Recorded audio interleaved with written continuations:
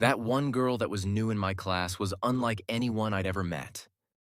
It was the middle of the school year when she showed up. I remember it clearly because no one ever transferred to our small-town school, especially not in January.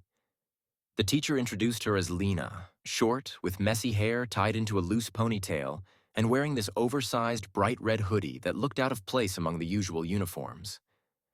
Lena sat at the back of the class by the window. She didn't say much, just stared outside, like she was somewhere else entirely. At first, everyone was curious. New students were a big deal around here. But after a few days, the whispers started. People said she was weird. She didn't talk to anyone, not even when they tried to include her. It wasn't just that she was shy. It was like she was living in her own world. One day, I noticed her drawing in her notebook during a boring history lesson. The page was filled with intricate sketches of buildings, animals, and strange symbols. It looked like a mix of fantasy and something else I couldn't quite place. When she realized I was looking, she quickly closed the notebook and gave me a glare that could freeze the sun. I felt my cheeks turn red, but instead of being embarrassed, I was intrigued. I started paying more attention to her after that.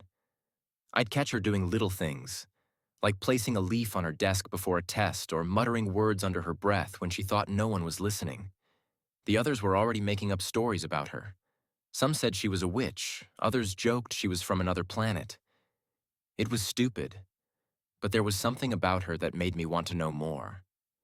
One day, when I was leaving school late after soccer practice, I saw her in the courtyard, standing under the big oak tree. She had her eyes closed, her hand on the trunk like she was listening to the tree. I almost walked away, but something stopped me. I stepped closer and said, "What are you doing?" She opened her eyes slowly, looking surprised. Then she smiled, the first time I'd ever seen her smile.